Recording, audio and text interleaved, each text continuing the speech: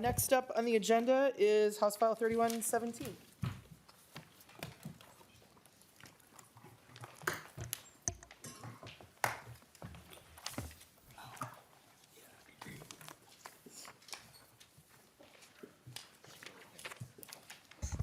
All right.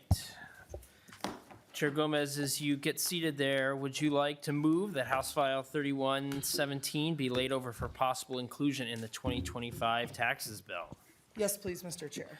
So moved. Chair Gomez, to your bill. Mr. Chair, could we adopt the A1 amendment if you don't mind? We can. Members, we have an A1 amendment on House File 3117. Chair Gomez, do you want to briefly describe the amendment, or would you like nonpartisan staff to do that for us? Yeah, Mr. Chair, I mean, it just is some brief clarifying language, adding sort of like clarifying that this is referring to social media platforms. It's from the Minnesota Chamber of Commerce. Mr. Chairman, Chair Davids? was that a glitch or did I hear something wrong? I'm not glitching Chair out Gomez. yet, Mr. Chair. Give Okay, me some time. there is hope. All right, members, we are voting on the A1 amendment to House File 3117. All those in favor say aye. Aye. All those opposed? The bill is amended. All right. Next up, would you like to now describe your bill, Chair Gomez? Sure, thank you, Mr. Chair. So House File 3117 imposes an excise tax on social media companies based on the number of Minnesota residents who use their services in a month and whose data they are mining. You know, I think that if you've been reading the news or if you have a kid, you have been hearing for the last few years about some of the impacts of social media. You know, I think like any tool, social media can be used for good or for ill. You know, I guess as a parent, I'm especially concerned about some of the things that I have read and have experienced with my son and his friend group about the way that it enables kids to bully each other, about the way that it can impact children's, you know, self-image and body image. And then there are other concerns about social media. It's one of the primary ways that misinformation and disinformation is spread. And, you know, nobody is providing these ostensibly free services out of the kindness of their little billionaire hearts. They're doing so because they're making a lot of money doing it. These companies generate billions of dollars in revenue through ad sales, yes, but increasingly through data mining, through tracking every single little thing that each of us are doing when we're on the internet, and every little thing that our children are doing when they're on the internet. And, you know, we've all experienced the weird, like, micro-targeting that these companies do. You'll be, like, talking about something or Google something or strangely like think about something and then it pops up on your Instagram feed. It's like a very strange reality that we live in that way. And so, you know, two of the three richest people in the world, Elon Musk and Mark Zuckerberg, have made their fortunes from social media companies. They are two of the richest people who have ever walked the earth. You know, we have a situation, we talk a lot about wealth and income inequality in this committee and in the legislature, because increasingly it is of grave concern to everybody when you have a few people at the top who own more than the rest of us combined. And that's the situation that we're in. And, you know, the sort of billionaire bosses of social media companies have entire lawyers, departments full of lawyers and accountants who work to ensure that they never pay $1 of income taxes. And so this is an attempt to acknowledge that, you know, these companies are potentially damaging our children, are using our data, selling our data, tracking us.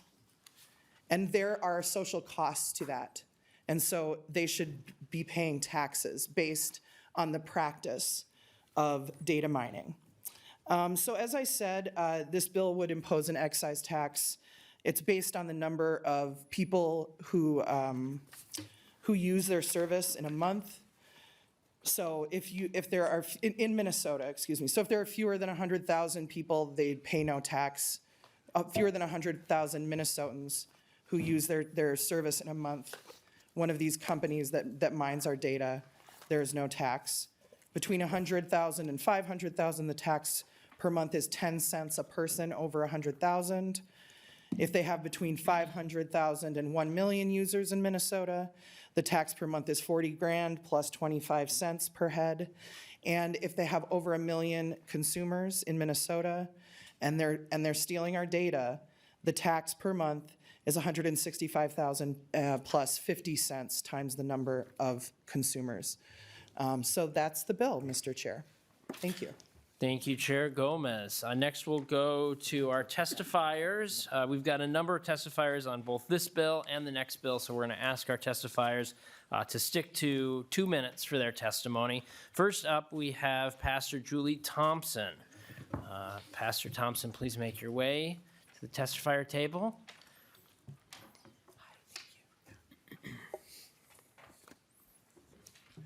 Thank you for joining us. Please introduce yourself for the record and proceed with your testimony. Yes. My name is Julie Thompson. I'm a pastor at St. Stephen Lutheran Church in White Bear Lake, Minnesota, and I live in St. Anthony Village. Greetings, honorable members, Mr. Chair. I'm coming before you today to ask you to support House File 3117, taxing social media companies. Thank you, Chair Gomez, for authoring this bill.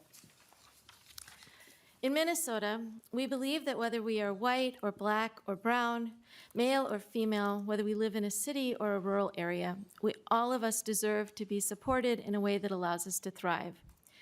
In the face of uncertainty and chaos, we need to support each other more than ever before. In the public sphere, taxes are the way that we provide for that support. The Bible tells us in the book of Proverbs that the greedy stir up conflict. We can see this wisdom acted out by social media companies who use algorithms to increase user engagement, often by boosting the most extreme viewpoints. This in turn increases polarization and divides us into echo chambers. While we are encouraged to focus our attention on attacking each other, wealthy individuals and corporations have been manipulating the system behind our backs and are now paying far less than their fair share. At the same time, the effects of these algorithms are increasing costs for our communities.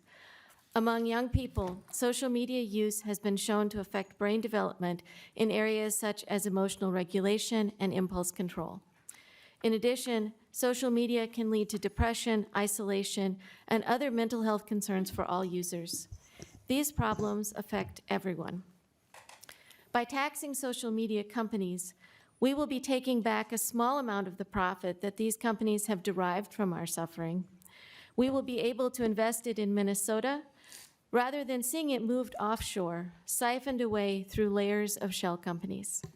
We will be requiring that these companies be part of making Minnesota a state where everyone can thrive. Thank you for your time. Thank you, Pastor Thompson. Next up is Wendy Paulson.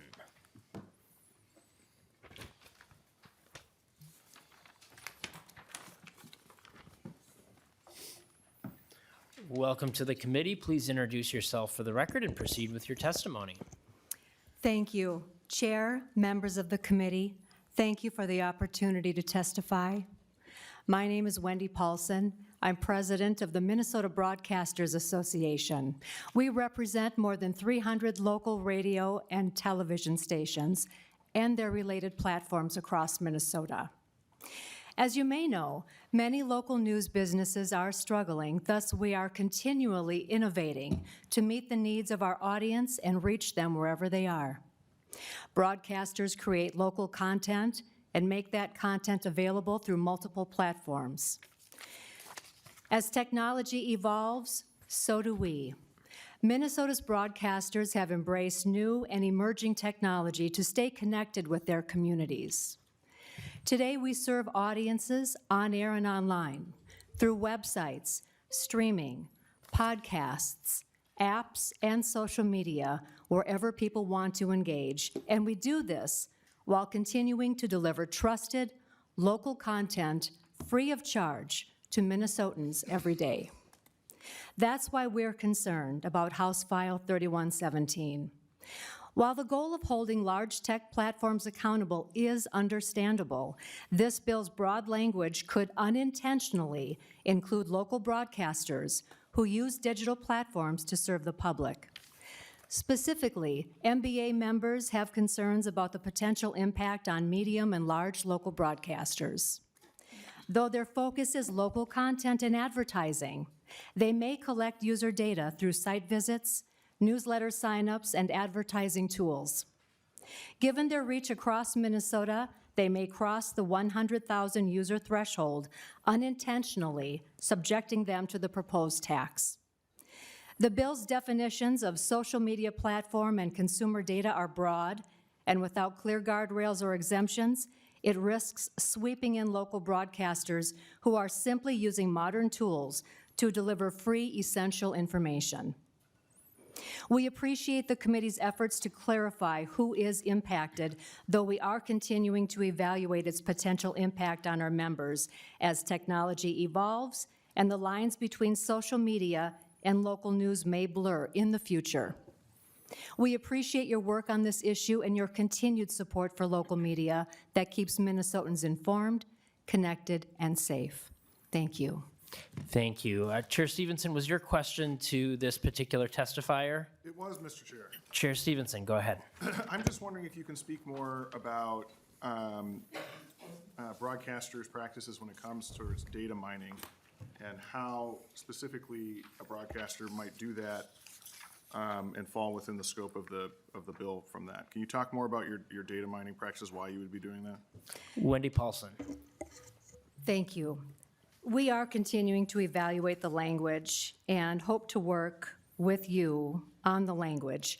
We do know that many of our Minnesota broadcasters are reaching out to their listeners and to their viewers and keeping them engaged, not only through social media, through newsletters, through a variety of different ways that they do reach out and work with our listeners and our viewers. Chair Stevenson. Thank you, Mr. Chair. All right, thank you, Wendy Paulson. Next up is Tanner Fritzinger. Please introduce yourself for the record and proceed with your testimony. Chair and members of the committee, my name is Tanner Fritzinger, and I am a political affairs coordinator for the Minnesota Association of Professional Employees. We are a union representing roughly 19,000 members working in public service across all state agencies, boards, and commissions. Thank you for the opportunity to testify in support of House File 3117. House File 3117's proposed excise tax on the collection of consumer data by social media platform businesses is an innovative and reasonable proposal to increase Minnesota's revenue as we face a substantial structural imbalance in the coming years and current uncertainty in federal funding, and we are already experiencing some of those impacts. Last week, the Minnesota Department of Health sent layoff and separation notices to 170 employees whose positions were funded by suddenly terminated federal grants. Many of these individuals work as infectious disease professionals whose job was to track and plan preventative measures against mass outbreaks of harmful sicknesses. The federal government also shuttered the Energy Assistance Program, which provides low-income families with heating and air assistance. Minnesota needs to seriously consider substantial revenue raisers, not just cutting expenditures, so that there is an adequate time and resource for the state to make decisions as to whether we want to backfill these essential programs and services that federal government has abandoned to keep Minnesotans safe. House File 3117 gets us closer to that goal. Thank you, Chair Gomez, for introducing this legislation, and we urge the committee to pass House File 3117 and other revenue raisers. Thank you for your testimony. Next up is Deb Peters.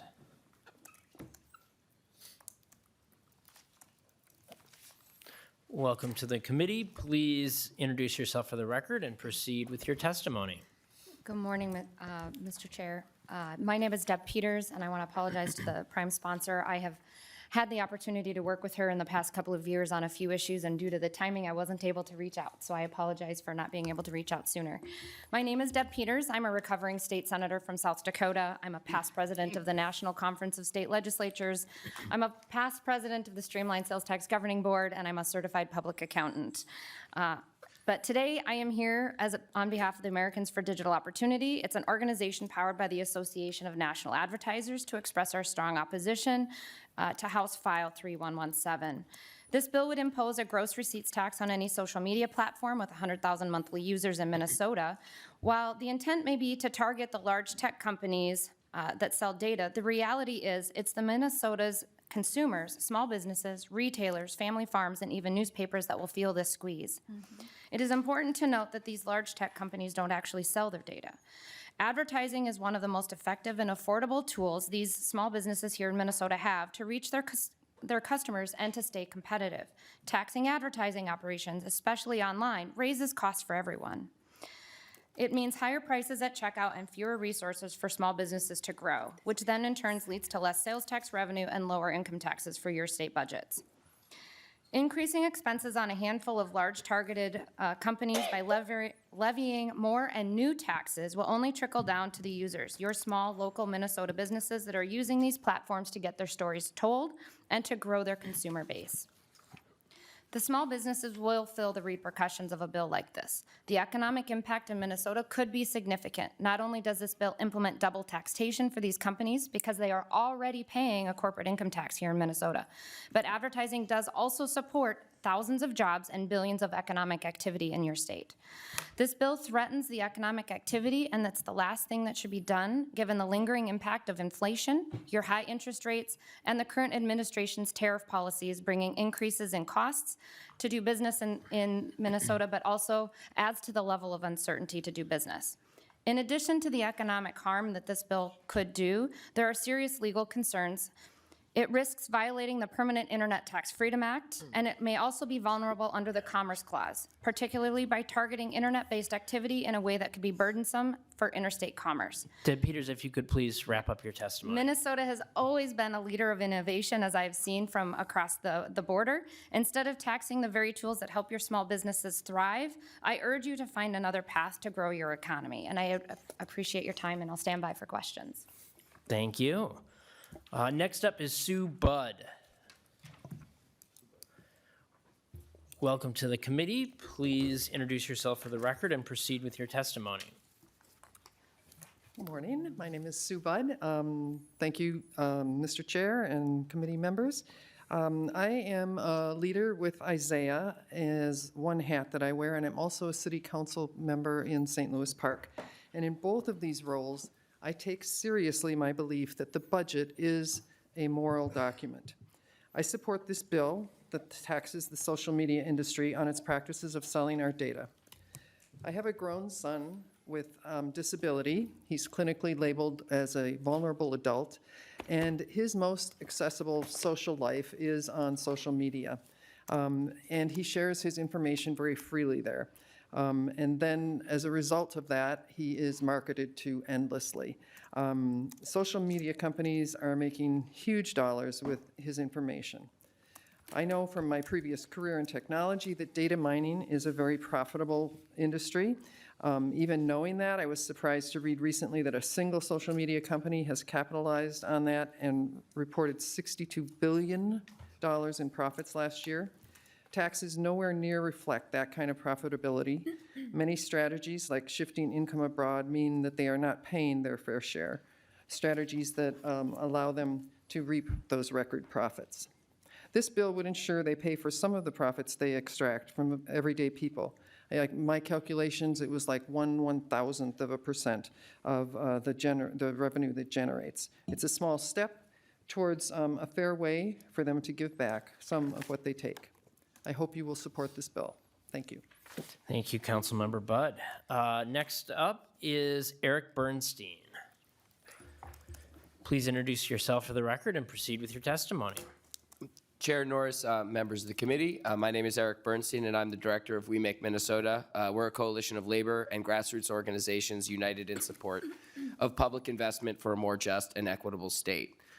Thank you for the opportunity to share our support for HF3117, which would levy a per capita excise tax on data collected by large social media platforms.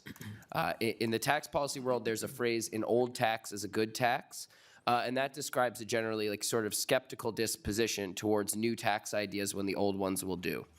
But HF 3117 is, in my opinion, an exciting exception to that rule that should find support on both sides of the aisle. By taxing social media platforms, HF 3117 raises revenue from a powerful and fast-growing industry that often pays little in taxes due to the intangible nature of their business. By expanding the sales tax base to common practices in these large industries, HF 3117 will ease the burden relatively on individual Minnesotans and legacy industries whose business is conducted within the confines of the more traditional economy. So I just want to reiterate that point.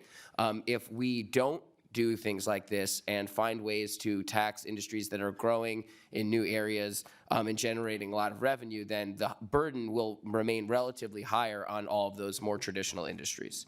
HF 3117 could also be described as what economists call a Pigouvian tax, which is a tax on something with harmful side effects or negative externalities. And mass data collection is indeed a harmful, does indeed have harmful consequences that demand offsetting social expenditures.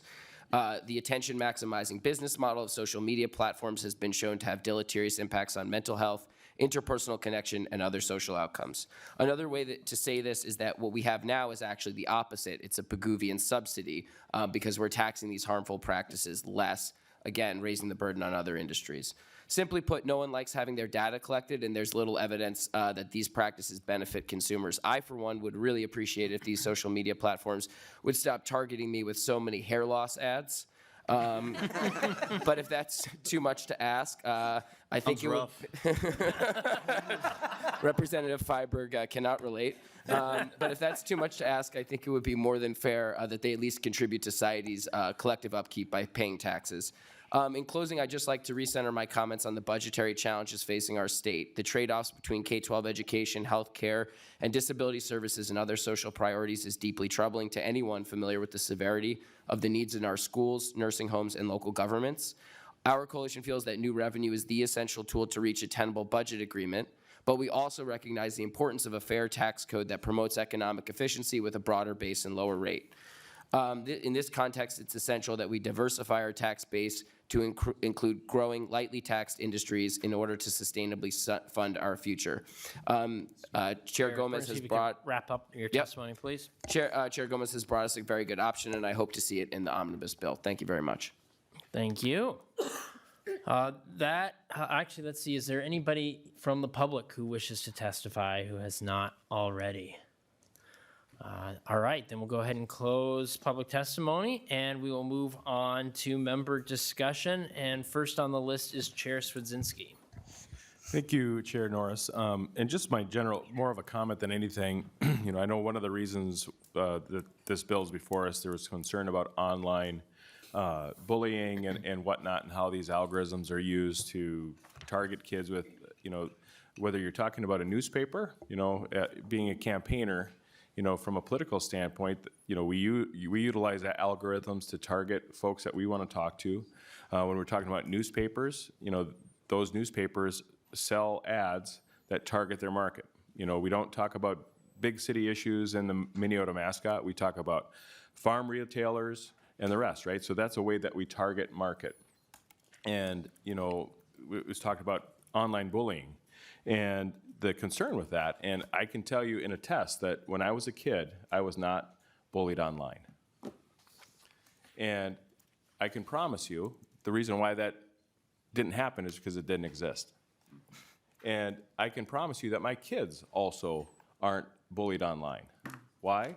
It's not because the technology doesn't exist. It's because me as a parent have said, no, I'm not allowing you online on social media.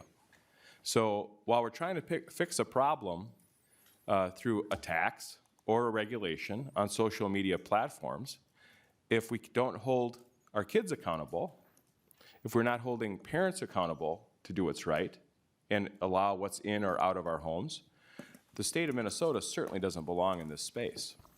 And, I think I understand the top-down problem-solving nature of this bill, but if parents aren't willing to step up, if parents aren't willing to say no, I've read many an article about the titans of industry, the titans of online marketing, that they send their kids to schools that don't allow phones or internet or screens in the schools.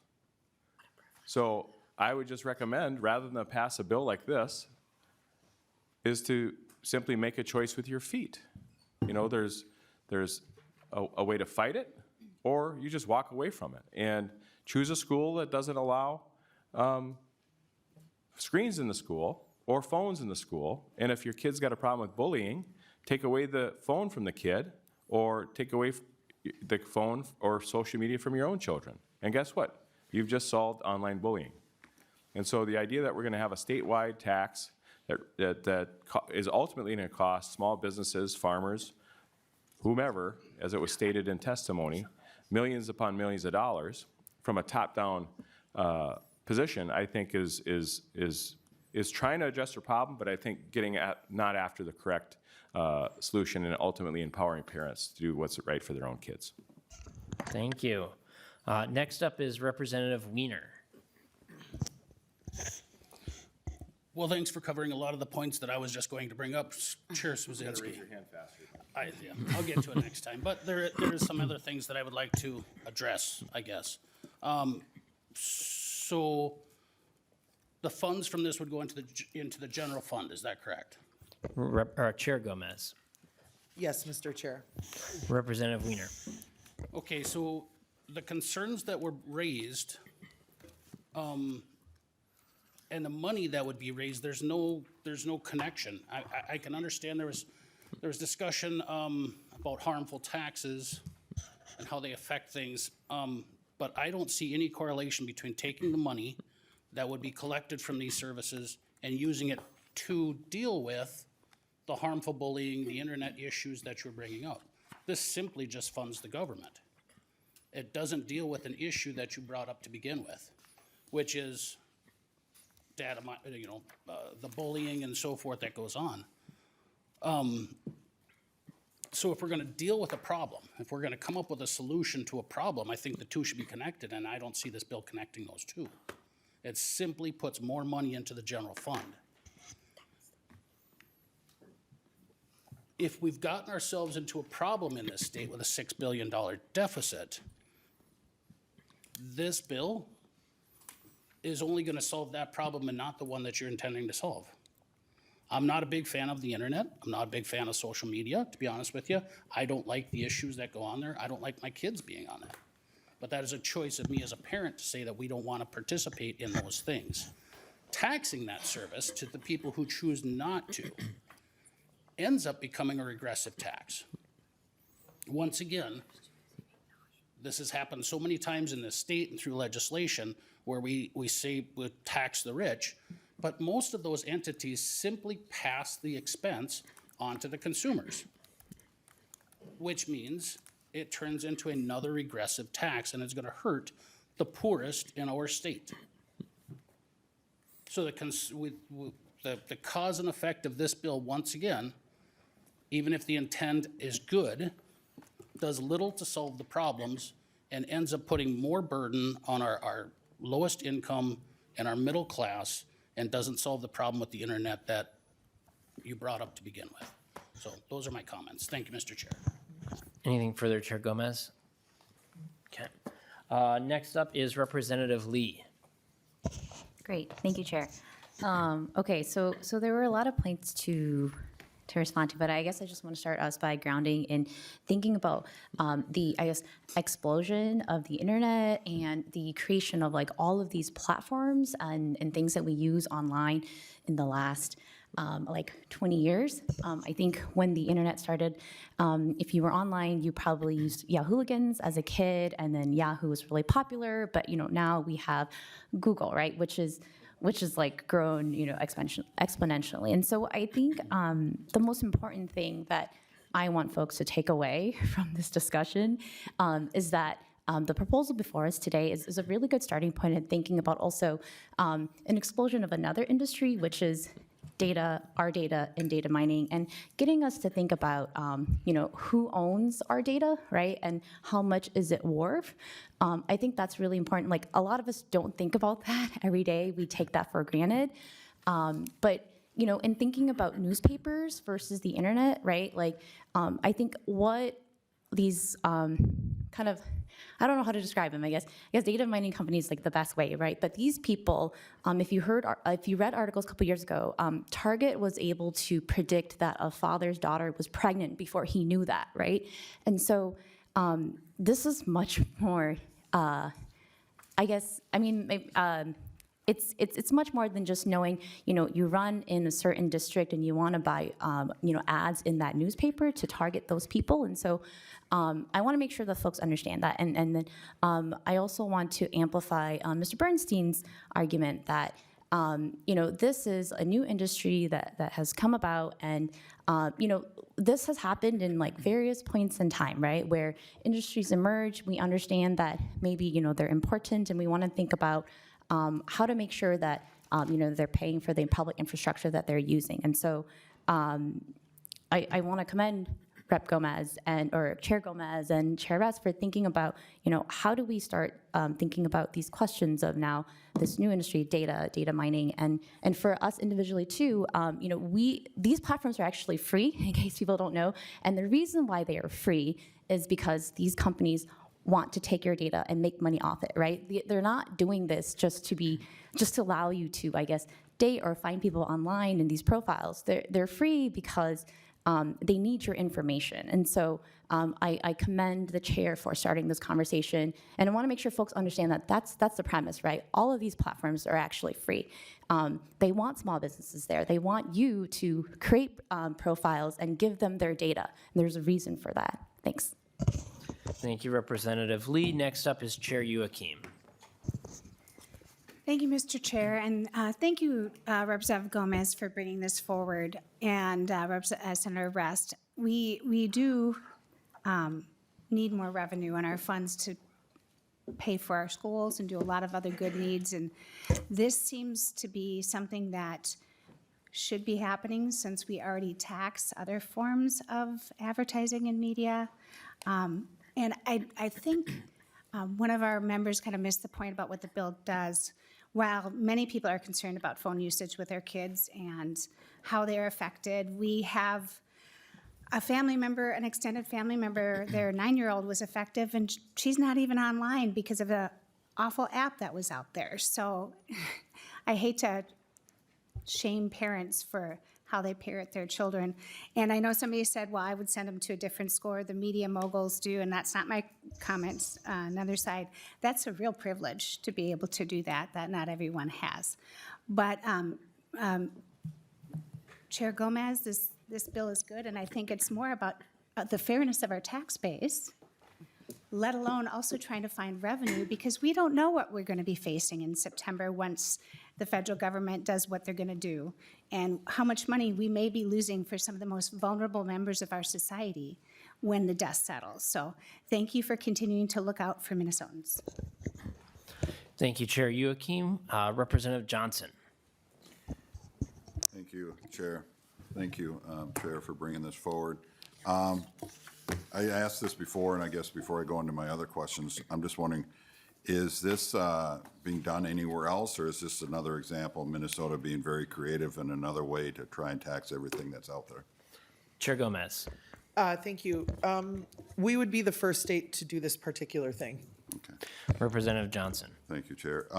So I'm confused how you'd even do this. So company's located in California, puts it out over the internet. People from Minnesota access it, not buying anything from them, just accessing it and using their platform. Would Minnesota expect that company to open up all their books and their operations to see what people in Minnesota are accessing it? And once you say that is actually violation of privacy of people expecting from their home being able to go on in the internet to access information, and now the state has access to who in Minnesota is now accessing their platform? Chair Gomez. Thank you, Mr. Chair. Representative Johnson, if you read the revenue estimate from the Department of Revenue that was included in your packet, you'll learn a little bit more about how they intend to administer this tax. Personally, I'm way more worried about like billionaires and the advertisers that they're selling our information to, having information about every little single thing that we do on the internet, rather more so than the Department of Revenue knowing whether there is a consumer in Minnesota utilizing a certain service. You know, if there were, I mean, thank you for thinking of the Department of Revenue and the administrability of this tax. If there were challenges with it, then you would see it reflected in the revenue estimate. But as you can see, they have a plan for how they would administer this tax. It's kind of laid out right there for you. Thank you, Mr. Chair. Representative Johnson. Thank you, Chair. Chair Stevenson. Thank you, Mr. Chair. I want to start by saying I saw this great cartoon a couple years ago. It had a couple of pigs out in the, it was on the internet. There's a couple of pigs out, you know, on a farm, and they say, "Isn't this great?" One pig says, "Isn't this great? We get all the food we want to eat. We get free housing. We just get to hang out all day, no charge to us." Meanwhile, the slaughterhouse is in the background. If you are not paying for a service, you are not the consumer, you are the product being sold. And with social media, that is exactly what is happening. They are monetizing all of us, all of our data, to sell ads. And as a result, they have built a product that is specifically designed to keep you staring at a screen for as long as possible. That is the whole business model. The more time you spend interacting with any service, the more money they make. So they are designing a product that is deliberately addictive because it is a way to make more money. And that is why I take really strong objection to an idea that the problem here is parents and kids who apparently don't have the discipline enough to resist the modern world. That's not reality. There was a study by Gallup recently that said the average teenager between the ages of 13 and 17 spends 5 hours a day engaging with social media. That's insane.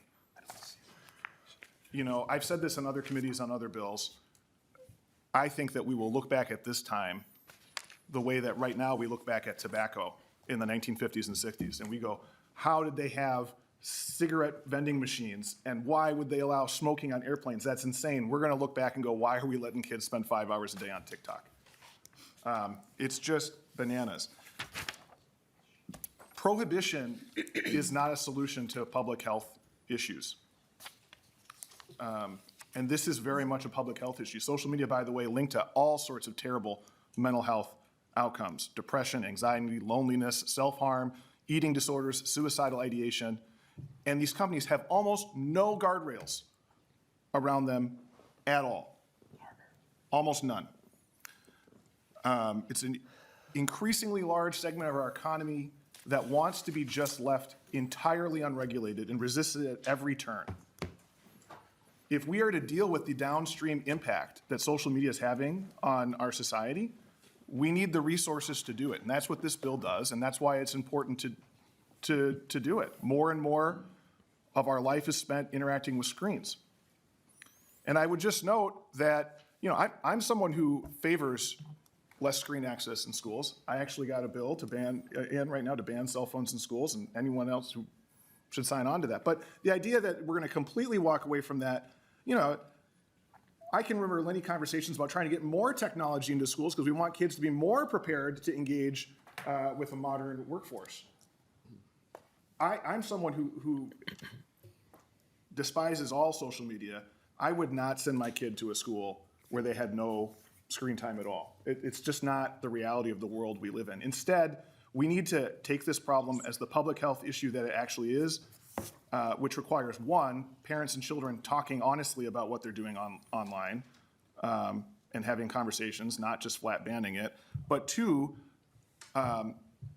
treating the problems that social media create with the public health resources that they demand. That costs money. It costs money to deliver the mental health care that's necessary to deal with all of the other problems that this creates. And I don't think it's at all unreasonable to ask social media companies to foot their share of the bill, the same way that I don't think it's unreasonable to ask big tobacco to pay a tax on their products so that we can deal with the public health consequences of smoking. It's the same thing. Thank you, Chair Stevenson. Members, we've got at least 6 more people who are looking to comment on the bill. We've got 2 more bills we need to get to as well today, so I'm going to encourage members to keep their remarks as succinct as possible. And next up is Chair Herr. Thank you, Chair Norris. And I just wanted to say thank you to Chair Gomez for this bill, because I had actually been thinking about something similar. I think that sometimes when we make comments in specific committees, and I'm not limiting this to taxes, that we make comments in a silo of just what we're looking at in taxes. But the truth is that there are many, many other ways in which actually we should be looking at all of the ways social media and these platforms intersect in all of the different ways that show up in our lives. This is not just about putting an excise tax on companies that are profiting from our information, whether they're selling it directly or they are using it to target for others. It's really selling our data. We're just splitting hairs as to what we're calling selling data. And when I think about every time a social media company comes in to talk to me as a chair of commerce, is that anytime I ask for any kind of accountability, anything about age-appropriate design or anything about, like, you have no number on your website. When people get scammed, they can't call anybody, and nobody wanting to take responsibility for the things that they should be taking responsibility for. For those who don't sit on health, mental health is one of the is the lowest reimbursement procedure or process in our healthcare system. The fact that this is creating costs and damage to our society, and yet we as a state reimburse it at the lowest rate, and then we can't understand why we're seeing the outcomes that we're seeing in health disparities and health outcomes. We aren't understanding why we're seeing disparities in education outcomes and how this is impacting a student's ability to learn, how this is impacting what is happening in commerce and the ability to regulate commerce. I think that we missed the point when we are trying to say this is just a tax issue about raising taxes on somebody. This is truly about looking at the intersection of how social media impacts our lives and then providing an incentive to say, we're going to tax you because there are all of these other ways and all of these other committees that we oversee and all of the other ways that this harm shows up, and that we can't take care of people because of the outcome of this. And so, Chair Gomez, I'm just really appreciative of this bill. I just signed on to be a co-author, and I hope that we are able to get this across the finish line. Thank you. Representative Elkins. Thank you, Mr. Chair.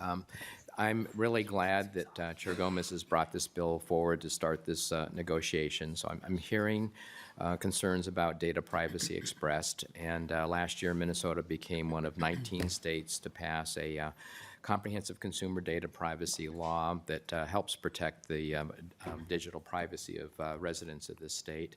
And under these 19 state laws, nationwide companies have to and do in fact already know what state you live in from your internet protocol address, your locational information. If you have an Android phone in your wallet, Google is continuously tracking your location down to the inch. So there really aren't any technical barriers to the implementation of this bill. Representative Kozlowski. Thank you, Chair Norris and Chair Gomez, for bringing this bill forward. And sitting here listening to this conversation, brings me back in my community. I came into my work life in corporate America doing digital advertising and selling corporate marketing. And I remember when I came out of college, at the time it was selling as many ads as possible, as much social media to drive traffic, and that it took, 5 to 7 touches to get somebody's attention. And now flash forward to where we're at, I think that number is closer to 15 touches. And in my community, for the past, 5, 7 years, we've had our mental health communities, our school, our business coming together and talking about the phones that are with us at all times, as we are talking about here. And I won't get into it because I think a lot of members have already touched on this, but just in terms of the communities that I come from, you know, we don't live in a reality where we're not bullied or we're not vulnerable. You know, I'd say we're not vulnerable, we're preyed on. Whether or not we're on these devices, we're being trafficked and we're being monetized at all times. We live in a system of racialized capitalism, and Chair Stevenson said this, like, we're monetized at all moments, us, our kids, our grandparents. And in a system where if we're not working, we don't have worth. And I think about how these phones, you know, are being used to buy whether or not you're social media or you are a business, such as a big business that recently got caught for tracking our precise locations and actually changing the cost of the products for consumers based off of where they lived, and that's costing us hundreds of dollars out of our pocketbooks. You know, I have a bunch of friends who use Pokemon Go, and I'll say I'm not a Pokemon Go user, but many the folks in this room, I think, are. The senior around here, you know, that was actually just being used by kids and by adults to create an AI mapping system. And they wanted specifically kids because they like the angle, because Google, they send people out in cars, but they like the angle that kids are using. And so I think that these are the realities that, you know, that's going across systems of YouTube and all these things. And we're in a model where it's the gotta catch them all. We gotta catch them all the profits. I hope that this sends a message not only to our companies here that if you're going to profit off of the data that's being mined, that yeah, there should be a cost to the public health, the cost to consumers. But I also hope that it sends a message to the engineers and the venture capitalists that are shaping the future of work, of AI that's disrupting innovation, that's automating workers and privatizing our workforce systems, to the data centers that are looking to come and get a blank check and utilize our resources, that it sends a strong incentive for them to change and develop new models of business that enable innovation and also work for and not against people. So thank you. Representative Roach. Thank you, Chair. Thank you, Chair, for bringing this. I just think it's quite, to me, this is just a ridiculous bill in the sense that we have private users that consume a product that they know that their data is being mined. This is part of the user agreement that they have when they use these apps. And if anybody should benefit from that, it should be the user. The government should not play a role in being the beneficiary of a problem, right? If an app wants to direct market, which a lot of consumers like, there are a lot of people that use these social media apps that like the direct marketing. If they don't like it, the market will dictate that, and there will be an app that comes forward that pays users for their data. We don't need the government to try to put their hands in somebody's pocket and be the beneficiary of a perceived problem. You know, we've had members talk about it being, you know, mental health issue or public health problem. You know, I drive by McDonald's or fast food all the time, and it's not a public health problem. It's a health problem if I consume that product. But just simply driving by it, it's not a problem. So if it's a problem for some folks as a mental health issue, simply don't use the app. You know, I have a 13-year-old and a 12-year-old and a 10-year-old, and they don't use social media because I know it's problematic for them as a young child. So it's very easy to just say no. Your child doesn't have to have a cell phone. They don't have to be on. That is reality. You could just say no. So, you know, this bill is equal to taxing Windows. Representative Harder. Thank you, Chair Norris. I have a question, and it looks like it's going to be the Department of Revenue. On their sheet that they gave us, or in our packet, under the headline Revenue Analysis Detail, it says for fiscal year 2026, it is estimated that 14 social media platforms would be subject to this tax. Can they share Which social media platforms are they referring to? Do they have any examples that they can share? We're getting a shake of the head from Joanna Bears that that Mr. Chair. information is not available. Chair Gomez. It sounds like you might want to sign on to my corporate disclosure bill here because you're asking them to disclose taxpayer data, but. Representative Harder. Thank you, Chair Norris. Well, they listed it on the forum, so I think it's fair game to ask, who exactly are they talking about? So if some of the department would just like to email me to give me an example, I would just really appreciate that. Thank you. We'll ask the department to Yeah, provide Mr. any Chair. follow-up that they can. Chair Gomez. Listing a number of taxpayers is different than listing the individual taxpayer name, I'll just say. Thank you. All right. Anything further, Representative Harder? No, thank you. All right. Chair Robbins. Thank you, Mr. Chair, and thank you, Chair Gomez. As a lot of you know, I have significant issues with social media, and I do share the concerns that, some of the concerns that Chair Stevenson expressed about the design of these programs being to addict our kids and adults, but kids are most vulnerable, and keep them on as long as possible to mine their data to make money off it. So, but the same problem could be said with sports betting or cannabis or the vapes. Like, there's a lot of things out there that our kids are particularly vulnerable to. And secondly, I strongly think that the people who if people want to have their data mined, they should be the ones who benefit from it, and we should find a way, rather than taxing people and increasing money to the general fund, we should find a way to regulate this so that individuals benefit from the use of their data. I do think it's complicated, and I know I've read and met with people who are working on this, but the benefit should accrue to the people. We own our data, we own our image, we own our location, we own our preferences. So if we want to share that, the benefit should go to the individual, not the state. And my final concern is that this doesn't really do anything to address the problem of the real problem, which is these algorithms driving content unsolicited to our kids, which I have a bill on that. and that's the problem. The bill does nothing to stop what is a real harm, and that's where I think we should focus our attention. And finally, I do want to just point everyone who may be listening to Dr. Jonathan Haidt and his work. He has an incredible book out there called The Anxious Generation, which really delves into a lot of the addiction issues and the problems of the design.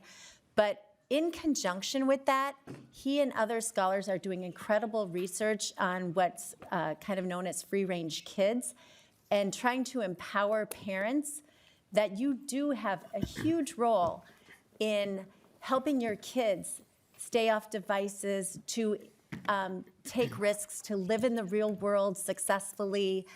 And it's a combination approach. Yes, social media is a plague on our time, but also we can do things to encourage our kids to have real world life experiences and success. And so I just encourage you to look at his research, because it's both. And also there's increasing research around the globe that kids being on devices in schools, not just your cell phones, but being taught on apps, being taught on iPads, not using pen and paper anymore, is truly a detriment in their learning. And we do need to keep encouraging schools to stop using screens in classrooms for 5-6 hours a day. Thank you, Mr. Chair. Chair Gomez, did you have anything in response to that? All right. Chair Davids, did you have any? Okay. All right. Then closing remarks. Chair Gomez. Yeah, thanks for the discussion. I just, the thing that's sticking in my head is what Chair Stevenson said. If you're using a service from a giant corporation and you're not paying for it, you are not the consumer, you are the product. we've discussed a lot of the externalities and the social costs of allowing this type of data mining to happen in our state. And, House File 3117 is just an attempt to address some of those costs that are happening by asking the people who are perpetrating them to kick in for them. So thanks for the good discussion, members. Thank you. And with that, Chair Gomez will renew her motion that House File 3117, as amended, be laid over for possible inclusion in the 2025 taxes bill. The bill is laid over.